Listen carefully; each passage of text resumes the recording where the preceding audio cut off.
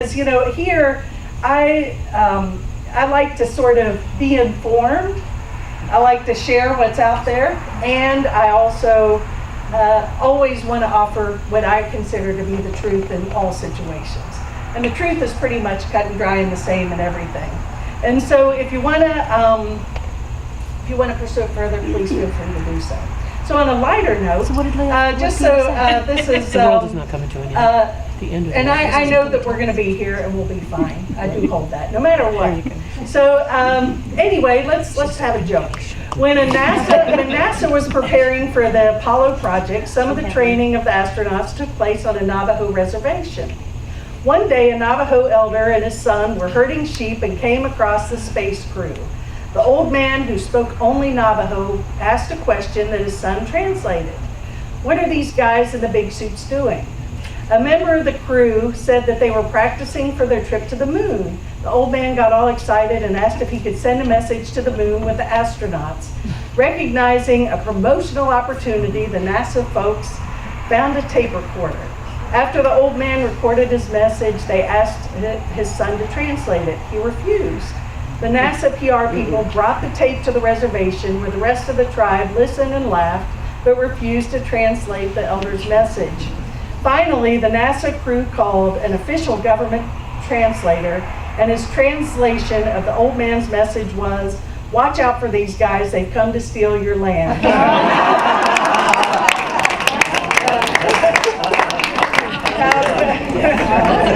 So how quickly we forget, right?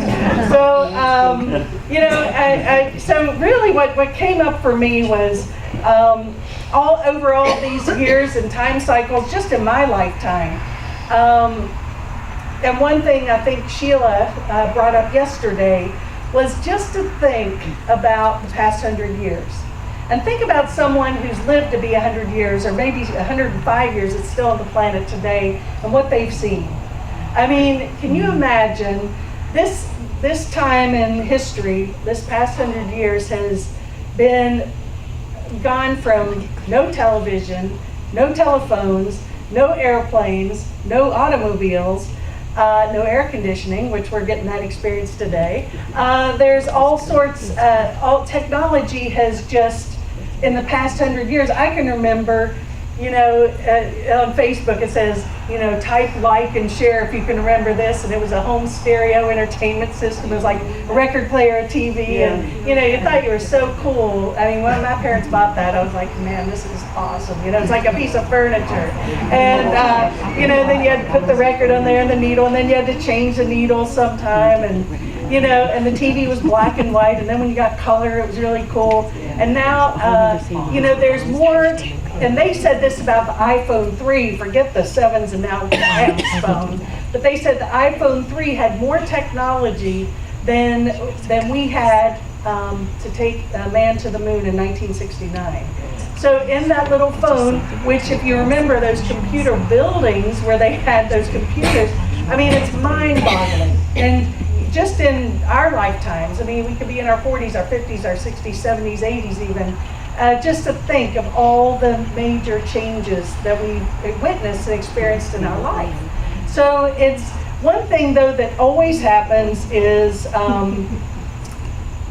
there's always someone saying it's the end of the world. And how many of y'all agree with that? Yeah. There's been, and they've got the proof and the substance to back it up. Well, there's just by recent memory, I can remember Y2K, that was a biggie, and then there was 2012, 2012, and then of course now this, and there's been lots of things in between. I think we have the Kool-Aid over there. Yeah, the Kool-Aid, that's where I'm leading you now. Actually, I'm leading you away from the Kool-Aid. That's the point. Speaking of which, remember when that guy that sort of looked like a space guy, and he had all those people like laying their bed? What's that? Rancho Santa Fe, California. Okay, well here, got someone who knows all this. So, a few years back, and Heaven's Gate. Heaven's Heaven's Gate, Gate, yeah. And they were convinced, this spiritual leader was convinced that these that this was the end of the world and they were going to be taken up in a spaceship. So they all dressed in black in their boots and laid very neatly in their bunk beds, drank their Kool-Aid or did whatever they did, and never came, never happened. So so I make a statement strong and clear right now. If I ever tell you to do anything, run, because I've lost my mind. Okay, so that's not my role at all. My role is to share information and help you to lead to your own conclusions in your own heart, because we're all on our personal journey here. But you know, it's also there's been so many crazy things. I can remember David Koresh and that whole, you know, building that town. Ranch Davidians. Yes, the Ranch Davidians. Well, okay, Kurt knows all of it. So Kurt's actually in the biz. So it's, well, I don't have to go on and on, but that ending wasn't so wonderful either, unfortunately, for a lot of people. But it does, and 2 points I'm choosing to make here is one, the worst I think that is the Bob Jones going to Jim Jones. Jim Jones, excuse me, and that whole episode with the Kool-Aid. And never, please, if I can give you any guidance, and I put mine, as I said a minute ago, do not let anyone. We got to all tune into our heart to what's right. And I don't know what the heck the future holds. Maybe 12 or the 23rd of this month could offer some huge event. Maybe, maybe not.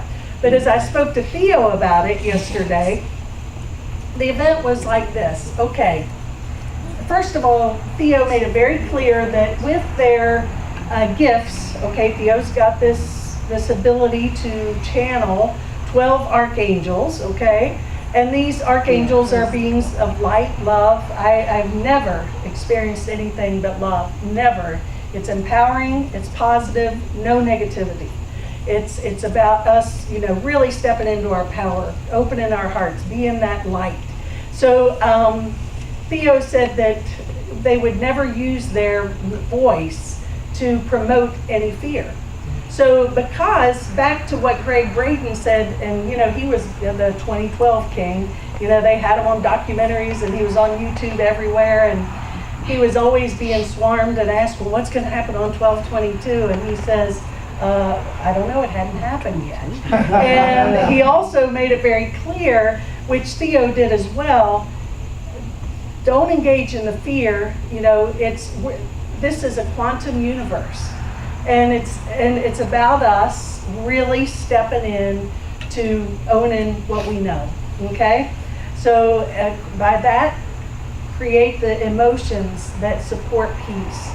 Know that we have the power to overcome anything. Now, I'm not talking about manipulating weather and you know, pushing the hurricanes back into someone. We don't want them here in North Carolina. Let's send them to New York or whatever. You know, it's not about manipulating anything, but it is about us, you know, really using our power to take away all this static energy around everything. And if whatever happens, I think it's important that the more peaceful we are, the more centered we are in our power, we're okay no matter what. Yeah. I mean, you know, whether it's a tidal wave, a planet hitting planet Earth or not, it doesn't really matter, because we tend to forget in these frightening situations that we're eternal beings. And that regardless of what happens, everything is all right, totally all right. And to unplug from the fear, you know, you want to really plug into, you know, that which we want to create, not that which we don't. I know that, you know, we've just experienced the hurricanes from hell, you know, in Texas and in Florida and the Caribbean. And, you know, there was, besides the fact that they were terrible and challenging in their own right, there was so much 24/7 fear. And this was like, you know, biblical proportions and blah, blah, blah, blah, blah. And, you know, people were swarming and buying supplies and, you know, doing everything to prepare. And I'm not saying don't prepare, but I'm saying we can do it with a peaceful, guided heart, or we can do it in the frenzy and frantic energy. So it's just a few theories that are conspiracy theories that may or may not be true. I'm not here to. Is Bin Laden is still alive? Marilyn Monroe was murdered. 9/11. Inside joke. It's all an inside job. Disappearance of the Malaysian Airlines, the Loch Ness Monster, Bigfoot, the Roswell ET landing. I think you got my point. There's, there's information that supports it one way or another. It's just what you choose to plug into. Again, I'm not here to say it is or it isn't. My message is, regardless of whatever, we can go through this gate peacefully or not.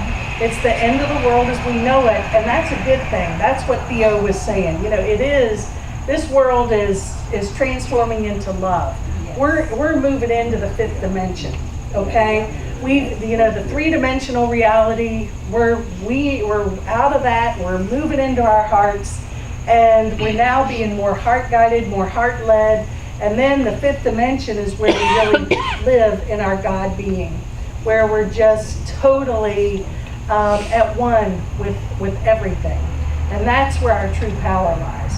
But as long as I allow myself to get pulled in to this and that and whatever, it keeps me from really allowing that to come forth. And so it's not about poo-pooing or disregarding or disrespecting anyone's concerns or the possibilities of anything happening, okay? I'm truly not meaning to make light of that. But because I know that this is serious for a lot of people, and I want to honor that too, but there is a bigger, much bigger plan unfolding if we tap into it and tune into it. I know that.